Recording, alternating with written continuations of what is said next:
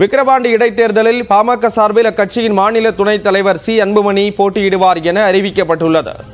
விக்கிரவாண்டி சட்டப்பேரவை தொகுதிக்கு ஜூலை 10ஆம் தேதி இடைத்தேர்தல் நடைபெற உள்ளது. இதில் திமுக சார்பில் அன்னியூர் சிவா, நாம் தமிழர் கட்சி சார்பில் அபிநயா போட்டியிடுவார்கள் என ஏற்கனவே அறிவிக்கப்பட்டுள்ளது. இந்த நிலையில் விக்கிரவாண்டி இடைத்தேர்தலில் பாட்டாளி மக்கள் கட்சி சார்பில் அக்கட்சியின் மாநில துணைத் தலைவர் சி அன்புமணி போட்டியிடுவார் என அறிவிக்கப்பட்டுள்ளது. முன்னதாக சி அன்புமணி பாட்டாளி மக்கள் கட்சி நிறுவனர் ராமதாஸை தைலாபுரம் தோட்ட இல்லத்தில் சந்தித்து வாழ்த்து பெற்றார். 2016ஆம் ஆண்டு நடைபெற்ற சட்டமன்ற தேர்தலில் விக்கிரவாண்டி தொகுதியில் பாமக சார்பில் போட்டியிட்ட சி அன்புமணி மீண்டும் வேட்பாளராக அறிவிக்கப்பட்டுள்ளார். 2016இல் பாமக தனித்து போட்டியிட்ட போது சி அன்புமணி சுமார் 41,428 வாக்குகளை பெற்றார்.